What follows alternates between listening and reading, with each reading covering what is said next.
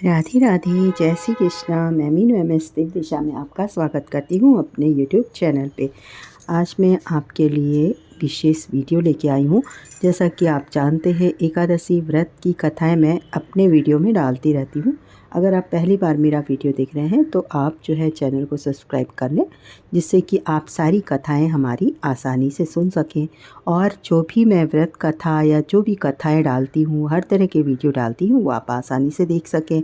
और इसमें मैंने जो बताया है कि अगर कोई एकादशी व्रत नहीं भी रह सकता है, नहीं रह पा रहा है, तो वो कम से कम एकादशी के दिन चावल ना खाए। और इस तरह की कई विशेष बातें भी मैंने वीडियोस में डाली हैं। और मेरे इस वीडियो के अंत तक रहना, क्योंकि जो वीडियो मैं अब अपलोड कर रही हूँ, ये वीडियो मैं डाल रही हूँ, तो वो उसमें अगर आप खाली सुनेंगे, कथा को सुनेंगे, तो उसके सुनने महात्म को सुनने से ही आपको सहस्त्र गौदान का फल प्राप्त हो जाएगा। तो ये आप पूरा कथा सुनने के बाद में जय श्री कृष्णा कमेंट्स में ज़रूर बताइएगा। कौन सी एकादशी आपने रही है या आप कौन सी रहना चाहते हैं व्रत, ये भी आप बताइएगा। और वरुथनी एकादशी है, जो कि ये वैशाख मास के कृष्ण पक्ष में आती है। तो ये वरुथनी एकादशी का महात्म्य मैं आपको सुनाने जा रही हूँ। और बीच में अधूरा मत छोड़िएगा, बहुत छोटा सा महात्म्य है। इसको कथा जब व्रत रहते हैं तो इसको कथा को ज़रूर सुनना चाहिए। तो ये वरुथनी एकादशी है। युधिष्ठिर ने पूछा, बोल कृष्ण कन्हैया लाल की जय, बोल एकादशी मैया की जय, सतगुरुदेव भगवान की जय। वरुथनी एकादशी व्रत कथा। युधिष्ठिर ने पूछा, हे वासुदेव, वैशाख मास के कृष्ण पक्ष में किस नाम की एकादशी होती है? कृपया उसकी महिमा बताइए। भगवान श्री कृष्ण बोले, राजन, वैशाख गुजरात महाराष्ट्र के अनुसार चैत्र कृष्ण पक्ष की एकादशी वरुथनी के नाम से प्रसिद्ध है। यह इस लोक और परलोक में भी सौभाग्य प्रदान करने वाली है। वरुथनी के व्रत से सदा सुख की प्राप्ति और पाप की हानि होती है। वरुथनी के व्रत से ही मान्यधाता तथा धुंधुमार आदि अन्य अनेक राजा स्वर्गलोक को प्राप्त हुए हैं। जो फल 10,000 वर्षों तक तपस्या करने के बाद मनुष्य को प्राप्त होता है, वही फल इस वरुथनी एकादशी का व्रत रखने मात्र से प्राप्त हो जाता है। नरश्रेष्ठ, घोड़े के दान से हाथी का दान श्रेष्ठ है। भूमि दान उससे भी बड़ा है। भूमि दान से भी अधिक महत्व तिल दान का है।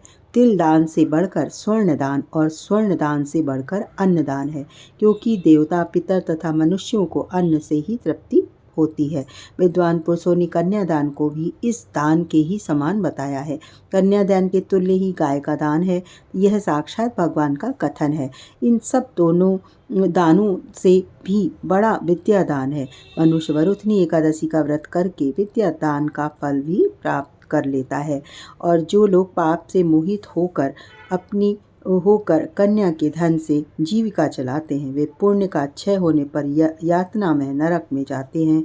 अतः सर्वथा प्रयत्न करके कन्या के धन से बचना चाहिए। उसे अपने काम में नहीं लाना चाहिए। जो अपनी शक्ति के अनुसार अपनी कन्या को आभूषणों से विभूषित करके पवित्र भाव से कन्या का दान करता है, उसके पुण्य की संख्या बताने में चित्रगुप्त भी असमर्थ है। वरुथनी एकादशी करके भी मनुष्य उसी के समान फल प्राप्त करता है। राजन, रात को जागरण करके जो भगवान मधुसूदन का पूजन करते हैं, वे सब पापों से मुक्त हो परम गति को प्राप्त होते हैं। अतः पाप भीरु मनुष्यों को पूर्ण प्रयत्न करके इस एकादशी का व्रत करना चाहिए। यमराज से डरने वाला मनुष्य अवश्य वरुथनी का व्रत करे। राजन, इसके पढ़ने और सुनने से सहस्त्र गौदान का फल मिलता है और मनुष्य सब पापों से मुक्त होकर विष्णु लोक में प्रतिष्ठित होते हैं। तो इसलिए इस कथा को ज़रूर सुनना चाहिए और दूसरों को भी सुनाइए। जो भी आपके हितैषी हैं, जिसको आप चाहते हैं उसको भी सुनाइए, क्योंकि खाली सुनने मात्र से आपको सहस्त्र गौदान का फल प्राप्त हो जाएगा।